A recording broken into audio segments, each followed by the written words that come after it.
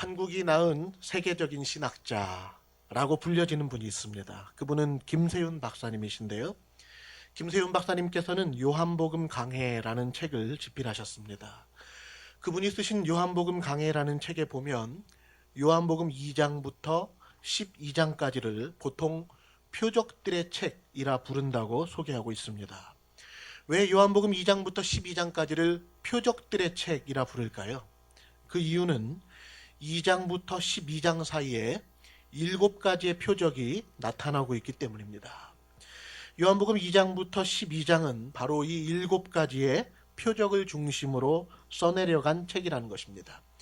2장에서 물을 포도주로 변화시킨 표적을 시작으로 해서 11장에서는 죽은 나사로를 살리시는 표적까지 항상 요한복음에서는 예수님께서 행하신 표적이 앞부분에 먼저 등장하고 그리고 이어서 그 표적과 관련된 구체적인 진술이 뒷부분에 이어지는 식으로 사도 요한은 요한복음을 그러한 패턴과 구조에 따라 기록했다고 그렇게 보고 있습니다. 사랑하는 성도님 여러분, 요한복음 2장부터 12장까지는 표적들의 책이라 불려지고 있습니다. 그런데 이 표현을 잘 보십시오. 기적들의 책이라 말하지 않고 표적들의 책이라 표현하고 있습니다. 성도님 여러분, 표적이 무엇입니까? 표적은 영어로는 사인이라는 단어를 사용했고요. 헬라어 원문에서는 세메이아라는 단어를 사용했는데요. 표적은 신호, 표시, 상징이라는 의미로 이해될 수 있을 것입니다. 따라서 예수님께서는 7가지의 신호, 7가지의 표시, 7가지의 상징을 보여주고자 7가지의 기적적인 일들을 요한복음 2장에서 12장까지 나타내신 것이었습니다. 기적은 자연적인 섭리를 뛰어넘는 어떤 초자연적인 일이 일어난 것을 말합니다. 예수님은 이러한 초자연적인 기적을 요한복음에서는 7차례 기록하였고 7차례 베풀어 주신 것을 우리가 확인할 수가 있습니다. 그러나 예수님은 단지 기적을 보이시기 위해 기적을 행하신 것이 아니라 기적이라는 것을 하나의 도구로 사용해서 예수님께서 표적하시고자 하는 곳, 다시 말해 예수님께서 가리켜 보여주고자 하는 곳을 우리로 하여금 바라보도록 하시기 위해 하나의 신호나 표시나 표적의 의미로서 7가지의 기적을 사용하셨다는 것입니다. 따라서 요한복음 2장부터 12장에 등장하는 7가지의 표적 사건을 대할 때 우리는 그 기적 자체에만 주목하고 그쳐서는 안 됩니다. 예를 들면 와, 예수님이 물이 포도주가 되도록 바꾸셨대. 대박. 와, 예수님이 보리떡 5개와 물고기 2마리로 남자만 5,000명을 먹이셨대. 짱이신데? 이렇게 기적이 일어난 것에만 열광하고 끝나면 안 된다는 것입니다. 우리 아이들에게도 아이들이 기적 사건 자체만 암송하게 하는 것으로 그치면 안 됩니다. 오히려 예수님께서 그 기적을 마치 하나의 신호나 표시처럼 표적으로 사용하셨으므로 예수님이 그 기적을 통해 가리키고 있는 곳이 어딘지, 예수님이 기적을 통해 드러내고자 하시는 주님의 근본적인 목적과 의도가 무엇인지를 우리가 분명하게 깨달을 수 있도록 하늘의 지혜, 예수님의 지혜를 추구하는 노력이 반드시 우리에게 필요하다는 것입니다. 사랑하는 성도님 여러분, 이 부분을 약간 다른 각도에서 좀 더 생각해 보도록 하겠습니다. 우리가 알다시피 예수님은 참 하나님이자 참 사람으로 이 땅에 오셨습니다. 따라서 예수님은 겉모양으로 볼 때에는 우리 모두와 똑같은 인간의 몸을 입고 인간적인 활동을 하셨습니다. 그러나 동시에 예수님은 하나님 자체이시며 하늘의 실체가 되시는 분이셨습니다. 그렇다면 여러분께 이제 질문을 하나 드리겠습니다. 하나님이신 예수님이 이 땅에 성육신하셔서 공생애의 사역을 감당하셨는데요. 예수님이 공생애를 하실 때 사람들에게 보여주시고자 애쓰셨던 가장 궁극적인 본질이 이 땅에 있는 것들, 즉 이 세상의 공간과 시간 내에서 일어나는 물리적인 현상을 드러내는데 예수님의 궁극적인 본질이 있었겠습니까? 아니면 하늘에 속한 것들, 즉 하나님 나라에서 일어나고 있는 영원한 실상을 알리는 데에 예수님의 궁극적인 본질이 있었겠습니까? 전자입니까? 후자입니까? 당연히 후자입니다. 예수님은 하나님 나라의 실상을 알리시고자 이 땅에서 기적과 같은 현상도 사용하신 것이었습니다. 이것은 흡사 예수님이 천국을 어떻게 해서든지 보여주시기 위해 여러 가지 비유들을 사용하여 말씀하신 것과 비슷합니다. 마태복음 13장에 보시면 예수님은 천국을 여러 가지 비유를 통해 말씀하셨는데요. 천국은 마치 사람이 자기 밭에 갖다 심은 겨자씨 하나 같다. 천국은 마치 밭의 감주인 보아와 같다. 천국은 마치 좋은 진주를 구하는 장사와 같다. 이런 식으로 예수님은 어떻게 해서든지 천국을 보여주시려고 이 땅에 여러 가지 친숙한 개념들을 동원하여 설명하셨던 것입니다. 여기에서 중요한 본질과 핵심이 무엇입니까? 천국입니다. 천국의 핵심이 들어있는 것이고 천국을 이해시키려고 비유를 들고 있는 것입니다. 그러므로 비유들을 잘 살펴야 하는 이유가 어디에 있는 것입니까? 천국에 있는 것입니다. 천국의 본질적인 관심을 기울이기 때문에 비유를 주목하여 살펴야 하는 것입니다. 마찬가지로 요한복음 2장부터 12장까지 기록된 7가지의 기적 사건은 그러한 기적들이 우리의 인간적인 눈으로 볼 때에는 대단한 일들로 보여지지만 예수님은 기적적으로 나타난 그 물리적인 현상을 보여주시려고 가장 애쓰셨던 것이 아니었습니다. 오히려 예수님께 있어서 제일 중요한 일은 기적 자체보다도 오히려 그 기적을 사용하셔서 하늘의 영원한 시체이신 예수님이 땅의 것에만 주목하며 살아가는 우리로 하여금 땅에서 시선을 옮겨 하나님을 바라보고 천국을 바라보고 하늘을 바라보도록 주목시키고자 예수님께서 기적을 표적으로 사용하셨고 그 표적에 담긴 영적인 메시지를 깨닫는 것이 훨씬 더 중요하다는 것입니다. 그래서 김세윤 박사님은 책에서 이렇게 진술하고 있습니다. 한번 들어보십시오.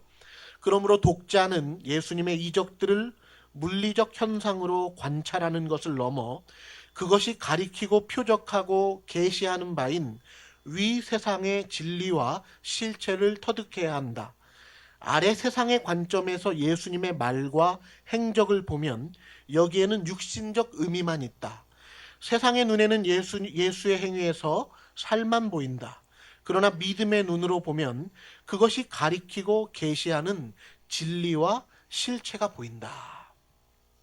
사랑하는 성도님 여러분, 그래서 김세윤 박사님이 지적하신 우리 인간의 문제점을 잘 보십시오. 아래 세상의 관점에서 예수님의 말과 행적을 보면 여기에는 육신적 의미만 있다. 예수님께서 기적을 행하시고 그 기적을 통해 보여주고자 하셨던 표적과 신호와 메시지를 이 땅의 사람들이 깨닫지 못하는 근본적인 문제점이 무엇입니까?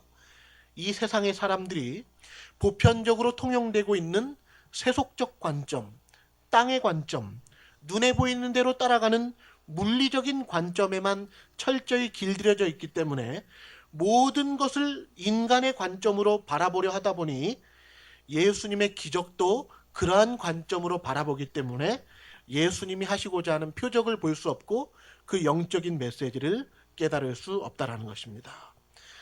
예수님이 보여주시고자 하는 관점은 그것이 아니었습니다. 예수님은 하늘의 거룩한 관점, 하나님 나라의 실상을 알리는 관점을 가지고 공생애를 살아가셨습니다.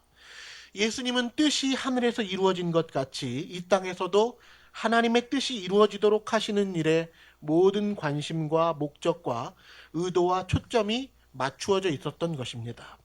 따라서 우리도 예수님이 행하신 모든 사역과 그분의 행동과 예수님의 말씀을 바르게 깨닫고 따라가려면 예수님이 가지셨던 안목, 예수님이 가지셨던 그 관점이 우리에게 있어야만 합니다.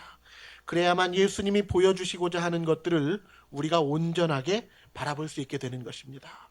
사랑하는 성도님 여러분, 이제 우리가 주목해야 하는 것이 무엇인지가 아주 분명해졌습니다. 이러한 맥락에서 오늘 본문의 말씀을 함께 살펴보도록 하겠습니다.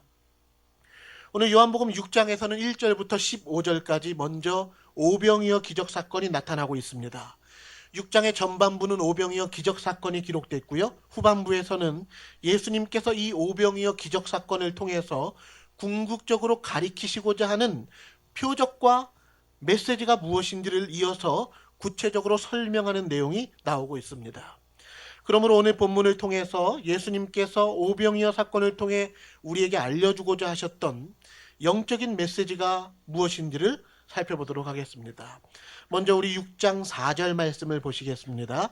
4절 말씀을 제가 한번 읽어드리겠습니다. 마침 유대인의 명절인 유월절이 가까운지라.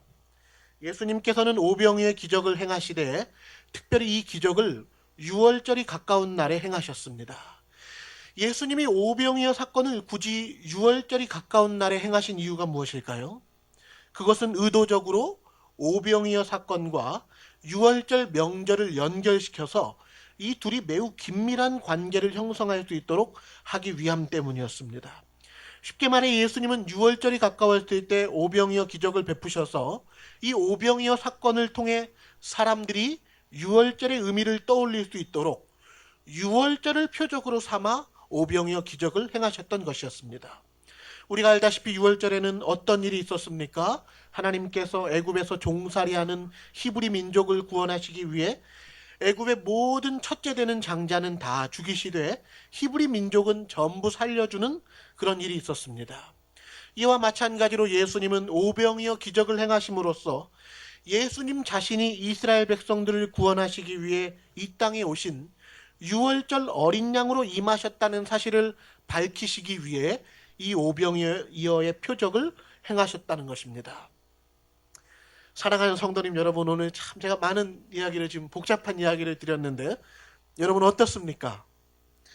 저는 지금 오병이어의 이 기적 사건을 유월절 어린 양으로 오신 예수님과 연결시켜 말씀을 전하고 있습니다. 오병이어 사건과 유월절, 여러분이 보실 때에는 이 두 가지가 자연스럽게 잘 연결되는 것 같습니까? 예. 언뜻 보면 이 두 가지는 서로 연결되기가 어려워 보입니다. 연결고리를 찾기가 쉽지 않습니다. 보리떡 5개와 물고기 2마리로 5,000명이 먹은 일과 유월절 사건이 어떻게 연관성이 있다는 것이지 사실 연결고리를 찾기가 쉽지 않습니다. 그러나 오늘 본문 요한복음 6장의 후반절에 기록된 말씀을 보시면 예수님이 반복적으로 강조하여 말씀하시면서 오병이어의 기적이 유월절 어린 양으로 오신 메시아로서의 예수님을 드러내기 위해 허락하신 일이었다는 사실을 우리에게 확실히 가르쳐주고 있습니다. 이 부분은 좀 후에 찾아보도록 하겠습니다. 그리고 여러분들이 유월절 규례를 좀 더 깊이 있게 이해하시게 된다면 오병이어의 기적과 유월절 규례 사이에는 충분한 유사성이 있다는 것을 확인할 수가 있습니다. 먼저 우리가 유월절을 좀 생각해 보기를 원합니다. 보통 우리는 유월절 하면 가장 먼저 떠오르는 것이 있는데요. 그게 무엇입니까? 유월절 하면 떠오르는 것은 어린 양의 피를 각각의 집 좌우 문설주와 임방에 바르는 일입니다. 하나님께서 이 어린 양의 피를 보고 유월하셔서 히브리 백성들이 재앙을 받지 않았습니다. 우리는 유월절 사건에서 어린 양의 피를 각 집에 바르는 일을 제일 중요하게 생각합니다. 그런데요, 출애굽기 12장 7절과 8절에 보시면 유월절 규례를 어떻게 지켜야 하는지에 대해 구체적으로 설명해 주고 있습니다. 제가 출애굽기 12장 7절과 8절을 한번 읽어드리겠습니다. 그 피를 양을 먹을 집 좌우 문설주와 임방에 바르고 그 밤에 그 고기를 불에 구워 무교병과 쓴 나물과 아울러 먹되. 성도님 여러분, 어린 양의 피를 어느 집에 바르라고 했습니까? 한 번 더 읽어드릴까요? 그 피를 양을 먹을 집 좌우 문설주와 임방에 바르고. 어느 집에 바르라고 했습니까? 양을 먹을 집에 바르라고 했습니다. 따라서 유월절 규례는 단순히 어린 양의 피를 각 집의 현관문에만 바르는 것이 전부가 아니었습니다. 그것과 더불어 그 어린 양의 고기를 불에 구워서 무교병과 쓴 나물과 아울러 먹는 것이 유월절 규례였습니다. 그러므로 유월절 규례에는 어린 양의 고기와 무교병과 쓴 나물을 먹는 일이 포함되어 있었습니다. 그렇다면 여기에서 어린 양의 살, 어린 양의 고기는 무엇을 상징합니까? 유월절 어린 양의 고기는 예수 그리스도의 살을 상징합니다. 어린 양의 피가 예수 그리스도의 피를 상징한다면 어린 양의 살은 예수 그리스도의 몸을 상징하는 것입니다. 따라서 구약의 유월절 규례에서도 예수님은 자기의 살과 피를 백성들의 구원을 위해 허락하셨던 것이었습니다. 유월절 규례에서 어린 양의 고기와 무교병과 쓴 나물을 먹는 일이 있었듯이 오병이어의 기적 사건에서는 사람들이 무엇을 먹었습니까? 보리떡과 물고기를 먹는 일이 있었습니다. 그렇다면 여기에서 보리떡과 물고기는 무엇을 상징하는 것일까요? 예수님의 살을 상징하는 것입니다. 이것이 너무 과도한 해석일까요? 오늘 이 부분 한번 살펴보도록 하겠습니다.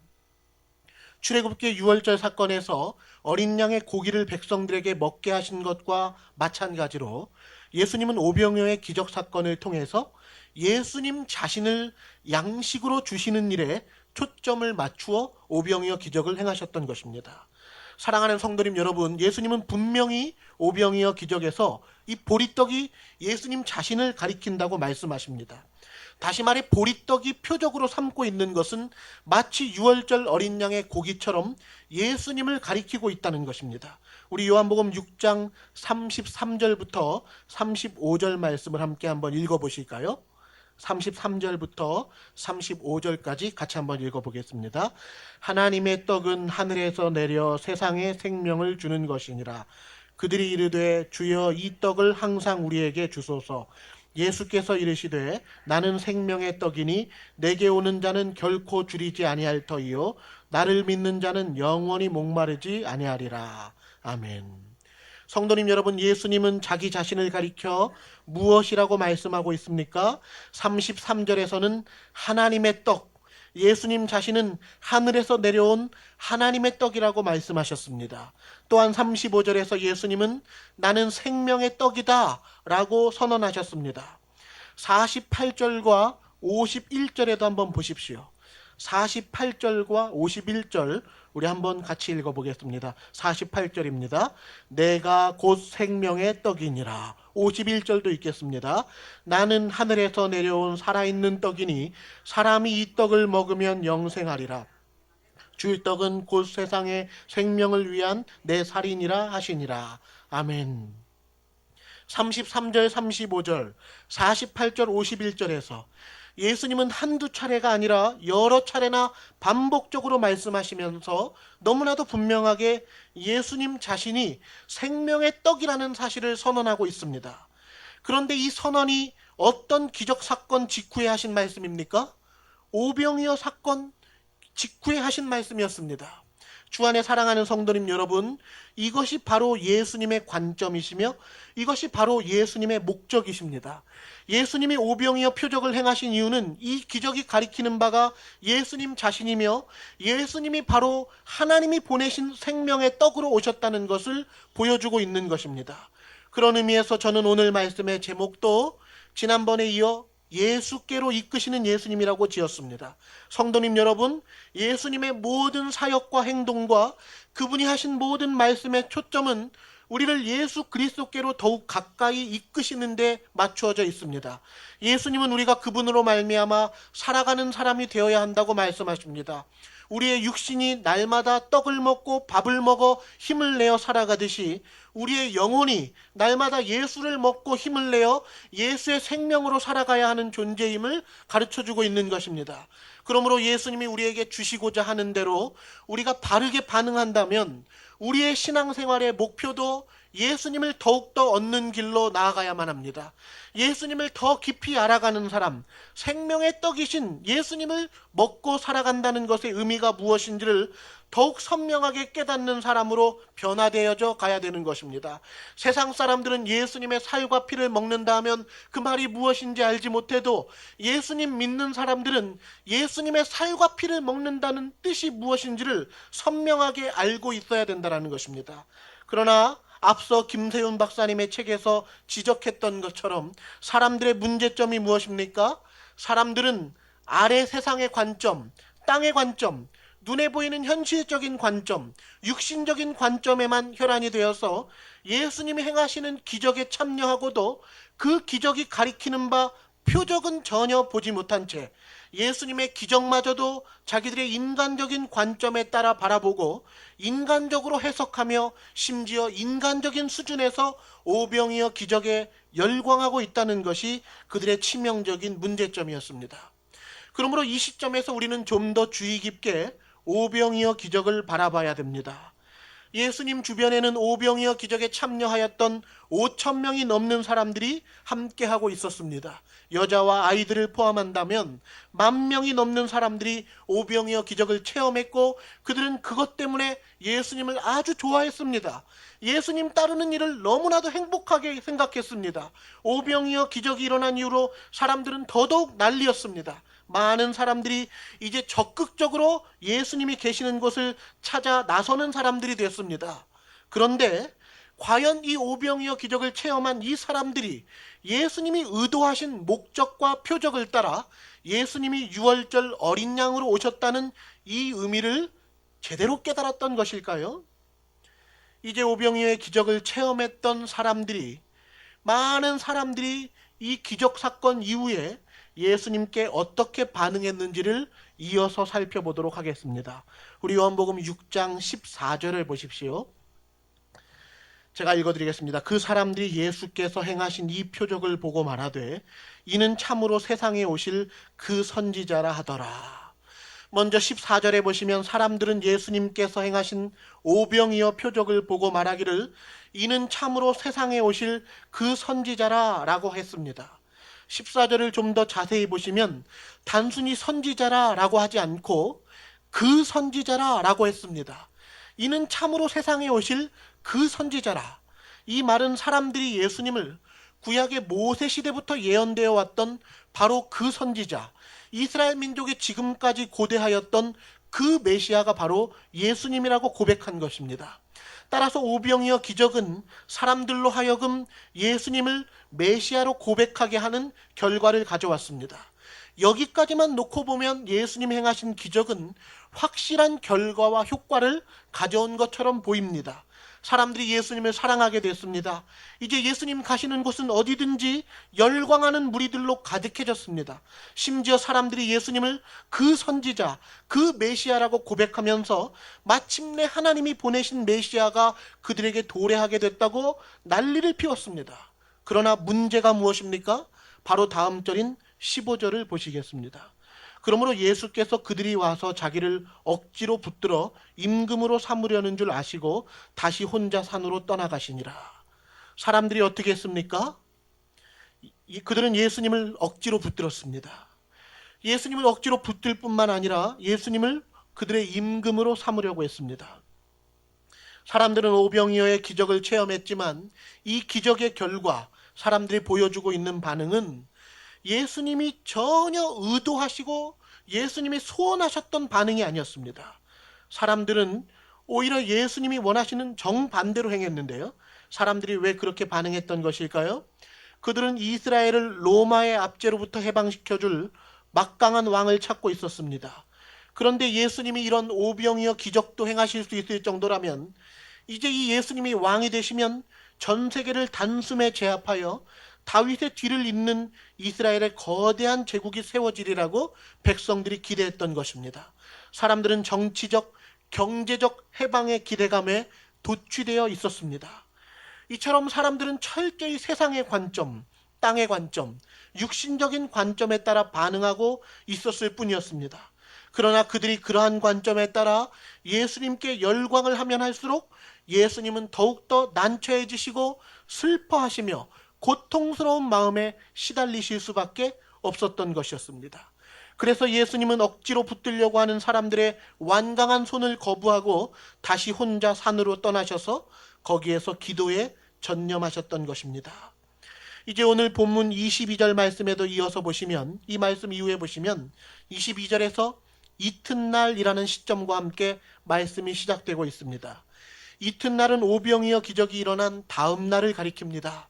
24절 말씀해 보시면 이튿날에도 사람들은 예수님을 찾으러 혈안이 되어 있었습니다. 그리하여 바다 건너편 가버나움으로 배를 타고 예수님을 만나러 갔습니다. 배를 타고 가는 동안에 그들이 무슨 이야기를 나눴겠습니까? 어제 오병이어 장난 아니지 않았어? 자네 많이 먹었나? 오늘은 예수님이 또 어떤 일을 하실까? 막 이렇게 배에서 한껏 신나서 예수님 가버나움에 계셔야 되는데 하면서 그들이 즐겁게 대화를 나누면서 예수님께로 갔을 것입니다. 그렇게 그들이 25절 말씀해 보시면 바다 건너편으로 가서 예수님을 만나 말하기를 랍비여 언제 여기 오셨나이까? 라고 말했습니다. 여러분, 이들의 표정이 보입니까? 랍비여 언제 여기 오셨나이까?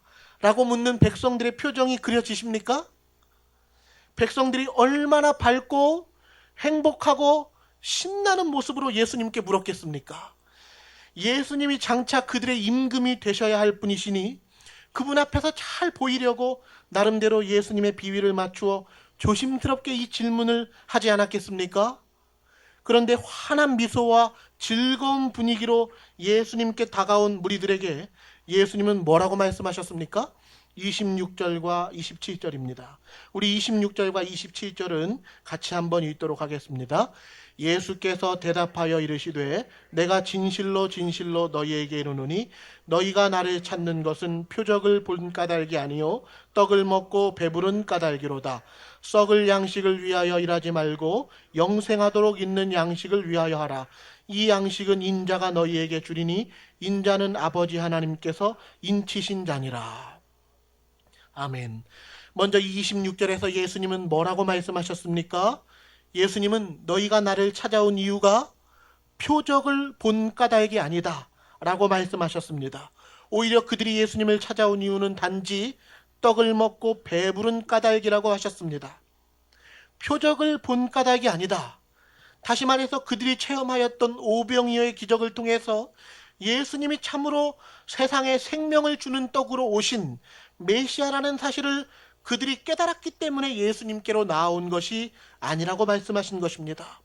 오히려 그들은 예수님이 가리키고 있는 표적은 전혀 깨닫지 못한 채 그저 배가 불러서 그들의 욕심을 따라 그들만의 흥에 겨워 예수님을 따르고 있었던 것이었습니다. 그러면서 주님은 이어서 27절에서 어떤 말씀을 하셨습니까? 주님은 두 가지를 말씀하셨습니다. 첫째는 썩을 양식을 위하여 예수님을 찾지 말라라고 하셨습니다. 둘째는 영생하도록 있는 양식을 위하여 예수님을 찾으라 라고 하셨습니다. 이미 예수님이 공생애를 하셨던 때부터 예수님을 따르는 무리들 중에는 예수님께로부터 썩어질 양식, 즉 이 세상에 속한 차원의 혜택과 선물을 누리려고 예수님을 따르는 사람들이 많이 있었음을 주님은 우리에게 가르쳐주고 있는 것입니다. 그러나 썩어질 이 세상에 속한 차원의 양식이 아니라 우리가 무엇을 구하기 위해 예수님을 찾으며 그분을 따라야 한다고 말씀하고 있습니까? 영생하도록 있는 양식입니다. 예수님이 의도하신 바대로라면 우리가 예수님을 믿으며 그분을 적극적으로 따르고 그분을 위해 열심을 내야 하는 우리의 궁극적인 목적과 목표가 무엇입니까? 영생하도록 있는 양식입니다. 우리는 이 양식을 더 많이 받아 누리는 사람이 되어야 되는 것입니다. 우리는 이 세상에 바로 이 양식을 소개해 주는 사람이 되어야 되는 것입니다. 27절의 하반절에서 이 양식은 인자가 너희에게 주리니 라고 하시면서 예수님이 친히 영생하도록 있는 양식을 주시겠다고 약속하셨습니다. 사랑하는 성도님 여러분, 바로 이러한 맥락에서 주님은 내가 곧 생명의 떡이니라 라고 말씀하신 것입니다. 이제 말씀을 좀 정리하면서 보도록 하겠습니다. 앞서서 저는 오병이어의 기적이 예수님 자신을 가리키며 또한 오병이어 사건은 유월절과 밀접한 관계를 지니고 있다고 말씀드렸습니다. 예수님은 자신이 생명의 떡이시며 그분이 직접 이 양식을 주시겠다고 하셨는데요. 구체적으로 예수님은 어떻게 자신을 우리에게 생명의 떡으로서 주시겠다고 말씀하셨던 것일까요? 51절 말씀을 우리 함께 한번 보시도록 하겠습니다. 51절을 한번 읽어보겠습니다. 같이 읽겠습니다. 나는 하늘에서 내려온 살아있는 떡이니 사람이 이 떡을 먹으면 영생하리라. 내가 줄 떡은 곧 세상의 생명을 위한 내 살이니라 하시니라. 아멘. 예수님은 내가 줄 떡은 세상의 생명을 위한 내 살이니라 라고 하셨습니다.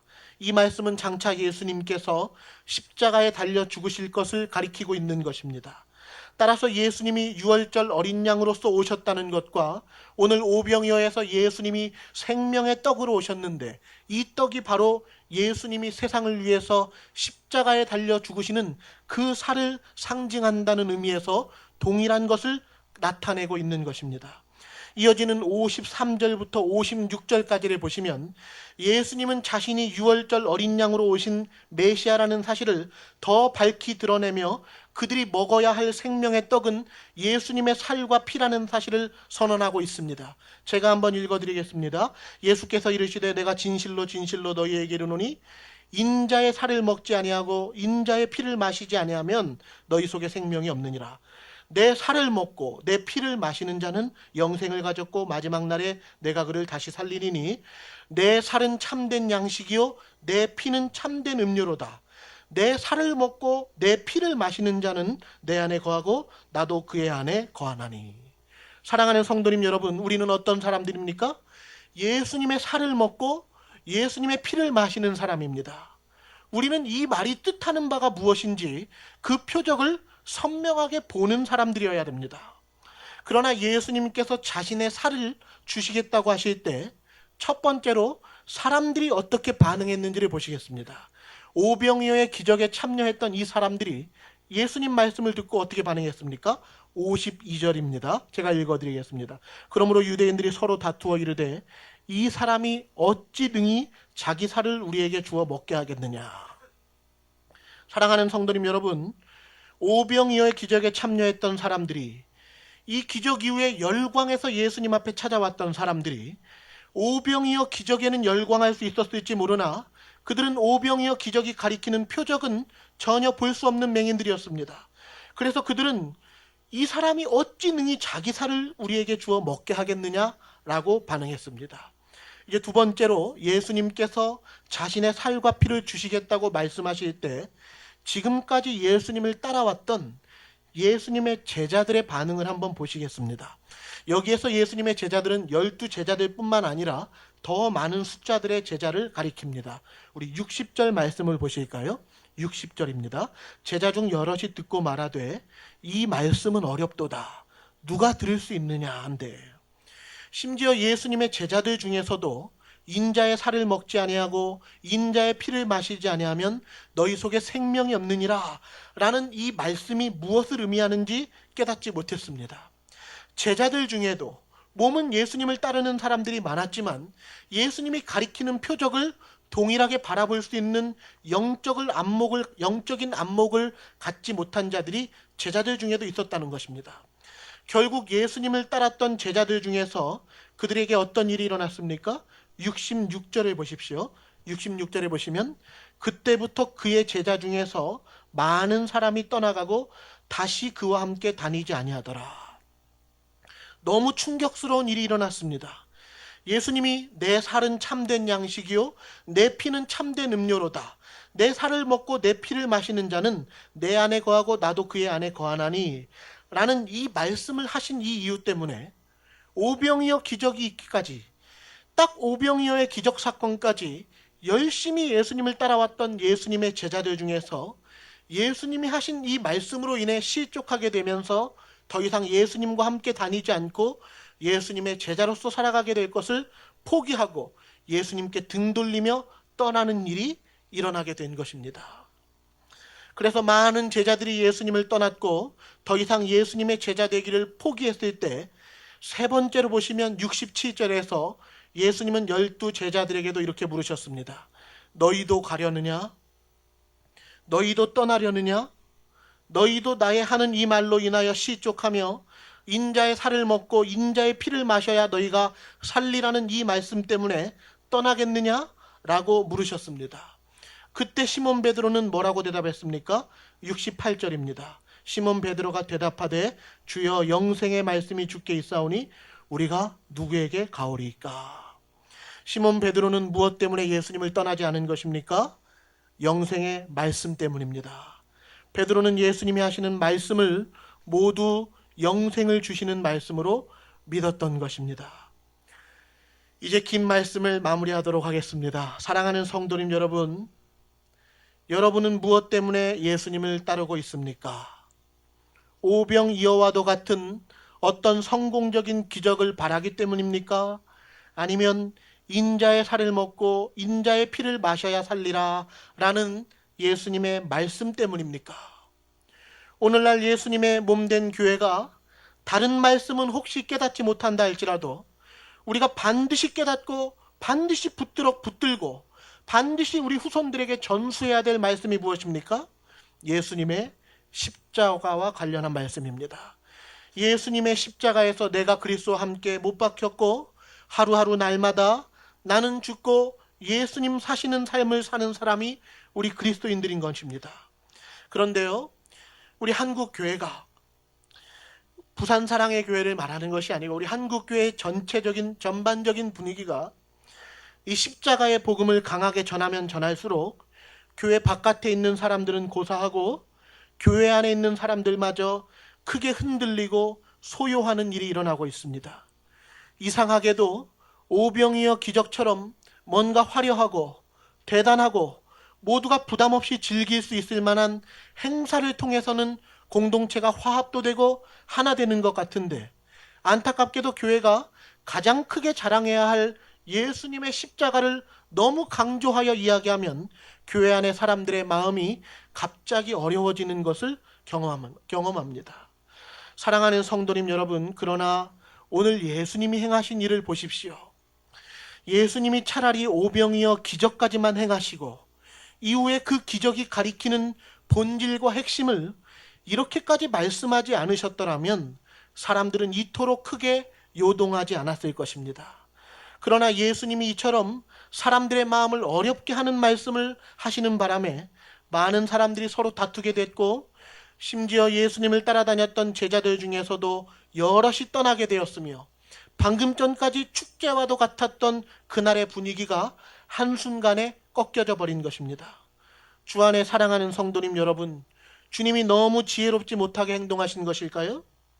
그래도 사람들을 배려하면서 어느 정도 현실적인 상황이나 사람들의 수준과 반응도 봐가면서 그렇게 해야 되는 것 아닐까요?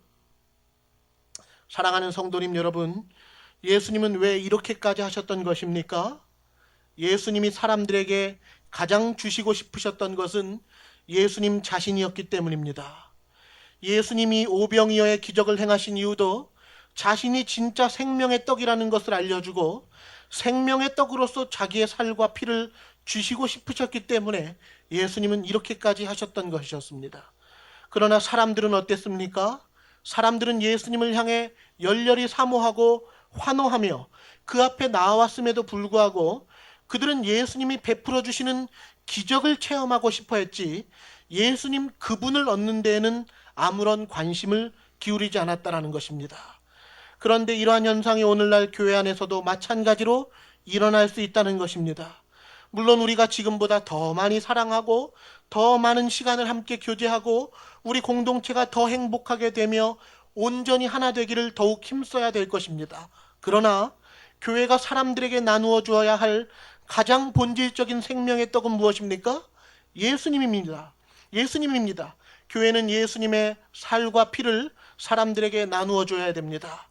예수님의 생명을 우리 아이들에게 주어야 됩니다. 아이들이 자신의 삶에서 가장 궁극적으로 예수님을 필요로 해야 됩니다. 주님은 그것을 가장 사모하시며 그것이 되지 않을 때 가장 안타까워하고 계시는 것입니다.